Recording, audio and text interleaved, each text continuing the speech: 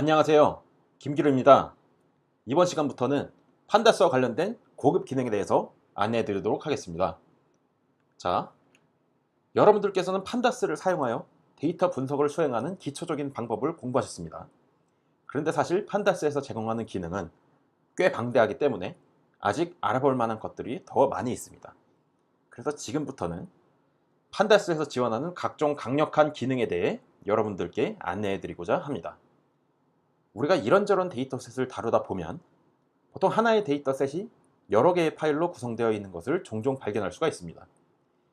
이는 대부분 데이터의 특성상 하나의 파일로 표현하기에는 그 양이 너무 많아지기 때문인데요. 분석 과정에서는 필요에 따라 여러 개의 파일들을 데이터 프레임의 형태로 각각 읽어드린 뒤 이들을 하나의 데이터 프레임으로 종합하여 분석해야 하는 경우가 종종 발생합니다. 서로 다른 두 개의 데이터 프레임을 하나로 합치는 작업은 두 가지 방식으로 구분을 할 수가 있습니다. 단순히 하나의 데이터 프레임에 다른 데이터 프레임을 연속적으로 붙이는 것이 첫 번째 방식입니다. 이 경우에는 보통 두 데이터 프레임에 서로 동일한 인덱스 혹은 컬럼을 가지고 있는 경우가 많습니다. 또 다른 방식은 두 데이터 프레임에 공통적으로 포함되어 있는 하나의 열을 기준으로 삼아 해당 열의 값이 동일한 두 개의 행들을 하나의 행으로 합치는 방식입니다. 전자를 concatenating 혹은 우리말로 연결이라고 표현을 하고요. 후자는 merging 혹은 병합이라고 표현을 합니다. 자, 먼저 우리는 데이터 프레임 merging 방법에 대해서 알아보도록 하겠습니다. 앞서 간단히 설명했던 merging의 개념에 대해서 이해가 잘 안 가시는 분들이 계실 텐데 이해를 돕기 위해 지금부터 예시를 가지고 진행을 해보도록 하겠습니다. 자, 저는 먼저 필요한 패키지들을 임포트를 하고요. 두 개의 데이터 프레임을 생성을 해보겠습니다.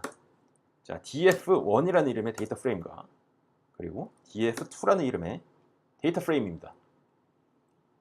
보시면은 이 df1과 df2 각각이 키라는 열을 공통적으로 포함하고 있음에 주목을 해 보십시다.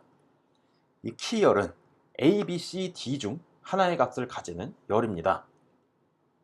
자, 그래서 merging을 위해서 merge라는 함수를 실행을 하고 그리고 여기 df1과 df2를 인자로 넣고 on이라는 인자의 값을 키라고 해놓고 실행을 하면은 자, 보시는 바와 같이 키열을 기준으로 하여 merging을 수행한 것을 확인할 수가 있습니다. merging 결과를 보시면 여러분들이 merging이 무엇인지에 대해 이해하시는데 도움을 얻으실 수가 있습니다. 예를 들면 키열의 값이 b인 경우를 보시면은 자, df1에서 키열의 값이 b로 되어 있는 행을 찾으면 이렇게 세 개가 있죠. 자, 이 세 개의 행을 찾고 한편 df2에서 키열의 값이 b인 행을 또 찾습니다. 여기서 하나밖에 없어요. 이렇게 찾은 행들이 df1에서 위에서 보셨다시피 3개 그리고 df2에서 1개 있으므로 이들을 조합을 하여 새로운 행을 만들면 b라는 값을 포함하고 있는 키열에 포함하고 있는 그런 조합이 총 3가지 조합이 발생을 하므로 merging 결과 3개의 행이 추가되었습니다.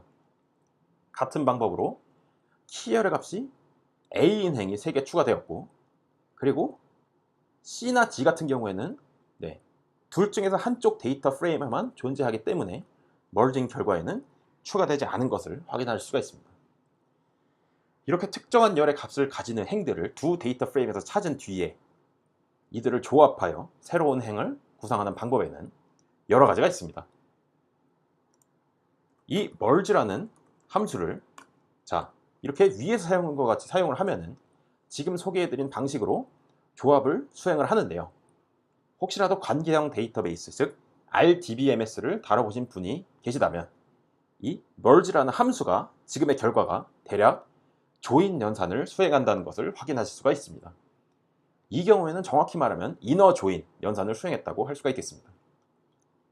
이번에는 merging 시의 조합 방법을 바꿔보겠습니다. 자, 조합 방법을 바꿀 때는 이 on이라는 인자에 값을 입력을 해주고 그 다음에 how라는 인자를 입력을 해주면 되는데요. 자, 제가 보여드릴게요. df1, df2를 그대로 입력을 하고 이 on이라는 인자 같은 경우는 어떤 열을 기준으로 merging을 할 것인가를 명시하는 열을 임을 확인할 수가 있고요. 그 다음에 how라는 인자의 outer이라고 명시를 하고 실행해보면 방금 전에 how라는 인자를 명시하지 않았을 때와 다른 결과가 표시된 것을 확인할 수가 있죠. 방금 전과는 다른 조합 방식에 따라 새로운 행등을 생성을 하였다고 할 수가 있겠습니다. 자, 양쪽 데이터 프레임에 포함되어 있는 A와 B에 대한 것까지는 동일한데 C를 가진 행과 D를 가지는 행이 새로 추가가 되었습니다. 이렇게 merge 함수에서 how 인자의 outer이라는 문자열을 넣는 경우에는 두 개의 데이터 프레임 중에서 한쪽 데이터 프레임에만 존재하는 키, 열의 값 또한 새로운 행을 추가를 하되 해당 키 값이 존재하지 않는 데이터 프레임에 열에 해당하는 부분은 NaN이 들어갑니다. 자, 관계형 데이터베이스로 따지면은 아우터 조인 연산을 수행한 결과라고 할 수가 있겠습니다.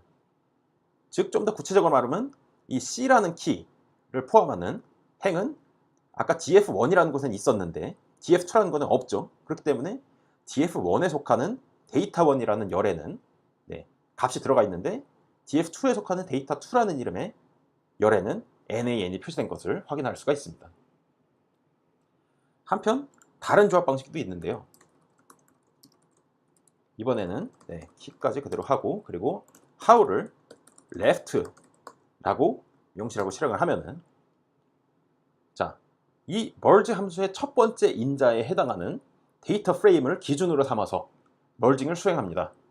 자, 그게 무슨 말이냐 하면은 이 기준이 되는 df1이란 데이터 프레임 키 값이 b일 때 df2에서 자, df2를 편의상 한번 더 볼게요.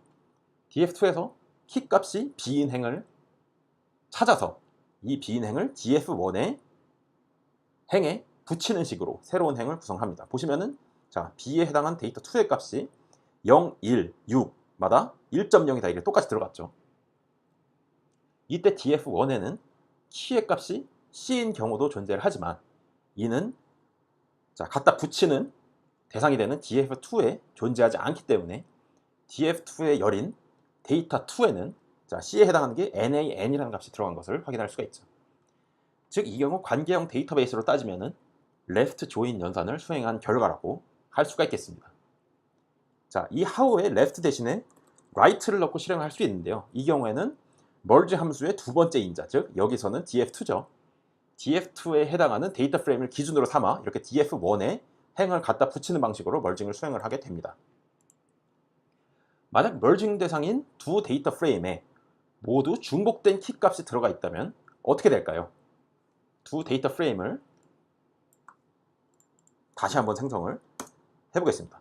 자, 이때 생성된 df1과 df2를 보시면 아까 생성된 df1에는 중복된 값이 들어가 있고 df2에는 중복된 값이 안 들어가 있었는데 이번엔 둘 다 뭐 예를 들면 a가 두 번 나오고 df2에서도 a가 두 번 나오는 식으로 중복된 값이 들어가 있는 걸 확인할 수가 있죠.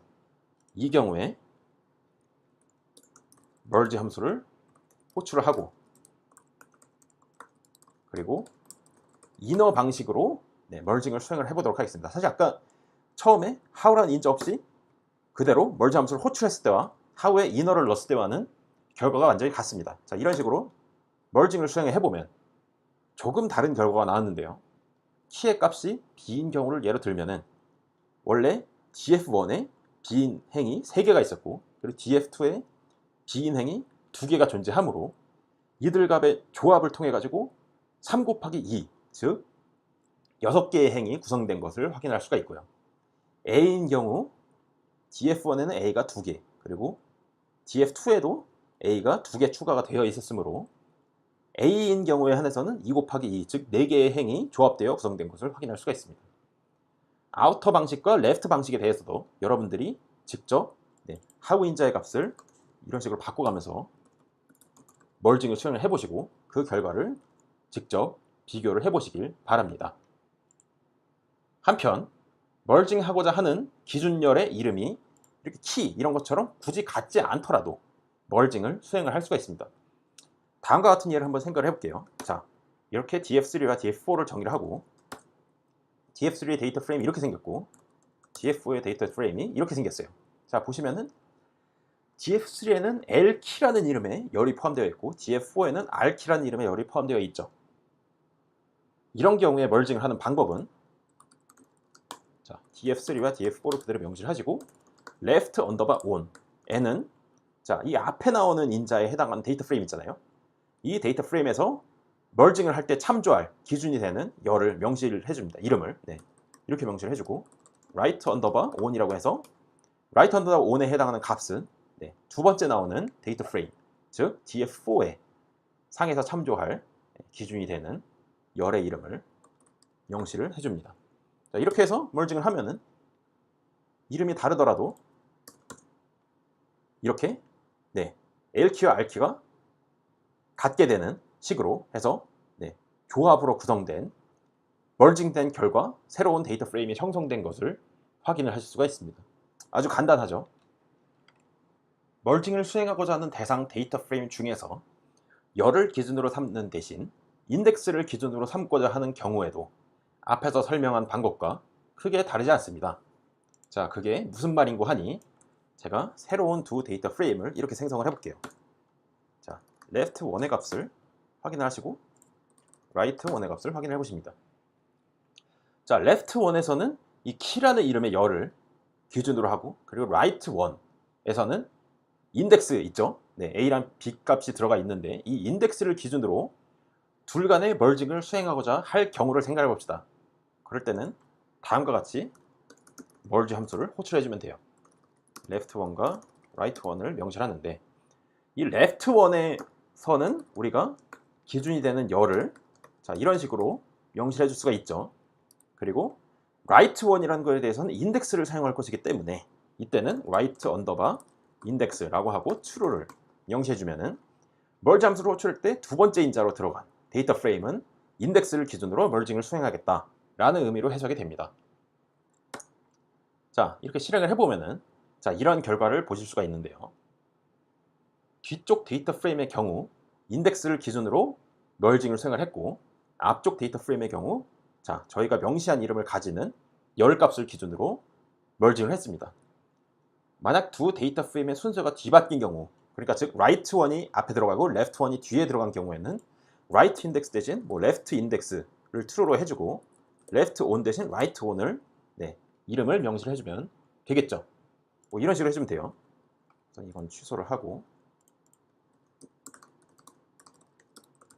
자, left 인덱스 true, right on은 키라고 해주면 동일한 결과를 얻게 됩니다. 단지 컬럼의 순서만 바뀌었을 뿐이죠.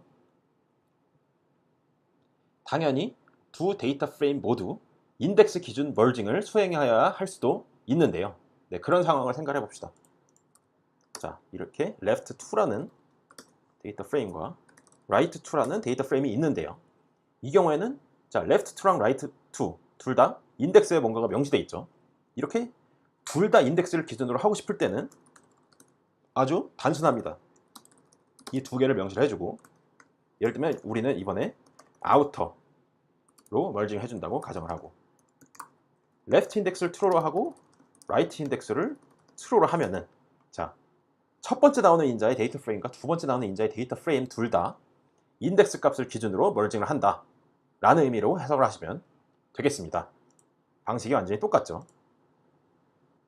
다음으로 데이터 프레임을 컨캐트네이팅 하는 방법에 대해서 알아보도록 하겠습니다.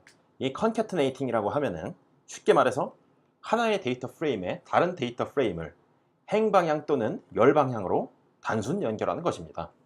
자, 예시를 위해서 다음과 같은 세 개의 시리즈를 생성을 해보도록 하겠습니다. 이 시리즈 값을 각각 보시면은 자, 이런 식으로 구성이 되어 있고요. 자, 이 시리즈들을 가지고 판다스에서 제공하는 concat 이라는 함수를 사용을 할 것인데요. 이를 사용해서 세 개의 시리즈를 자, 이렇게 리스트 형태로 명시해서 연결을 해주면은 자, 보시는 바와 같이 단순히 1차원적으로, 즉 이 경우는 증가하는 방향으로 성분이 증가하는 방향으로 순서대로 연결된 새로운 시리즈가 생성이 됩니다. 만약에 concat 함수를 실행을 하는데 마찬가지로 인자도 똑같이 입력을 해주고 axis를 1이라고 설정을 해줄 수도 있습니다. 자, 그렇게 되면은 위에선 시리즈가 생성된 거랑 다르게 데이터 프레임이 생성이 되는데요. 이것은 곧 세 개의 시리즈가 2차원적으로 연결이 되면서 열 방향으로 붙은 거죠, 이게. 그러면서 데이터 프레임이 생성된 것을 확인을 할 수가 있습니다. 근데 이 경우에는 기존의 세 시리즈가 각각 A, B, C, D, E, F, G 이렇게 공유하고 있는 인덱스가 없었기 때문에 이와 같이 인덱스를 가지고 있지 않았던 인덱스의 경우에는 NaN 값이 표시가 된 것을 여러분들이 확인할 수가 있죠. 이번에는 S1의 인덱스를 일부 포함하는 새로운 S4라는 시리즈를 이렇게 하나 생성을 하고 그 다음에 concat 함수를 S1과 S4에 대해서 실행을 해볼게요. 이번에 x를 1로 하고 그럼 위의 경우와 차이를 확인할 수가 있죠. 자, 보시는 바와 같이 S4가 원래 이렇게 생겼는데요. S1은 이렇게 생겼어요. S4와 S1이 공유하는 A랑 B라는 인덱스에 대해서는 자, 이렇게 열 방향으로 정상적으로 추가가 되면서 붙은 걸 확인할 수가 있고요. 이때 S1에 S4를 붙이는 과정에서 F랑 G라는 인덱스는 S4에만 포함되어 있었기 때문에 그에 해당하는 S1에 해당하는 부분은 자, 이렇게 NaN이라고 표시된 것을 확인할 수가 있죠. 이런 식으로 컨캐터네이팅을 진행을 할 때 연결된 데이터 프레임에 컬럼을 명시해 줄 수가 있습니다. 그게 무슨 말인고 하니 위에서 제가 자, 이렇게 단순히 세 개의 시리즈를 컨캐터네이팅을 했을 때는 컬럼에 이름이 없었잖아요. 그거를 똑같이 하되 여기 키스라는 인자의 값으로 이렇게 컬럼에 이름을 명시를 해주면 자, 이게 컨캐터네이팅 결과에서 1, 2, 3라는 이름으로 컬럼이 붙은 것을 확인할 수가 있습니다. 자, 여러분들이 지금까지 시리즈에 대해서만 컨캐터네이팅을 수행을 했는데요. 데이터 프레임에 대해서도 완전히 동일한 방식으로 컨캐터네이팅을 수행을 하실 수가 있습니다. 자, 설명을 위해서 두 개의 데이터 프레임을 이렇게 생성을 한 뒤에 그러면 df1은 이렇게 생겼고요. df2는 이렇게 생겼죠. 이 둘을 기준으로 해서 컨캐터네이팅을 수행을 해봅시다. 자, concaten이라는 함수를 하고 그리고 이 리스트에 자, 두 개의 데이터 프레임 변수를 입력을 하고 이번에 x1이라고 입력을 해보면 자, 보시는 바와 같이 열 방향으로 두 개의 데이터 프레임이 순서대로 붙은 것을 확인할 수가 있죠. B 인덱스의 경우에는 df1 쪽에만 존재를 하고 df2 쪽에는 존재를 하지 않기 때문에 자, 이 df2에 해당하는 부분은 nan이 표시가 되네요. 행방향으로 컨캐터네이팅을 수행을 할 때 기존 데이터 프레임의 인덱스가 유지되었는데 이 concat 함수를 호출할 때 자, 이그노어 언더바 인덱스라는 인자가 있는데 그거를 true로 넣어주게 되면은 인덱스를 신경 쓰지 않고 새로운 인덱스를 붙여줍니다. 자, 그게 무슨 의미인지 제가 지금 해보도록 할게요. 예를 들면 두 개의 데이터 프레임 df3와 df4를 이렇게 명시를 했죠. 자, 이때 우리가 concat 함수를 호출하는데 df3와 df4를 붙이는데 이번에 axis1이라는 옵션을 붙이지 않으면은 자, 행방향으로 붙게 되겠죠. 이때 이걸 그냥 붙이게 되면은 자, 0, 1, 2가 나오고 그 다음에 df4에서의 인덱스인 0, 1이 나오는 식으로 붙잖아요. 근데 그게 아니라 여기서 이그노어 언더바 인덱스를 true로 설정을 해주게 되면은 df3 밑에 df4가 붙는 과정에서 자, 완전히 그냥 0부터 새로 시작하는 인덱스가 다시 부여된 것을 여러분들이 확인을 하실 수가 있죠. 이그노어 언더바 인덱스를 true로 했을 때와 그 값을 명시하지 않았을 때의 차이를 비교해 보시면서 연습을 해보시길 바라겠습니다.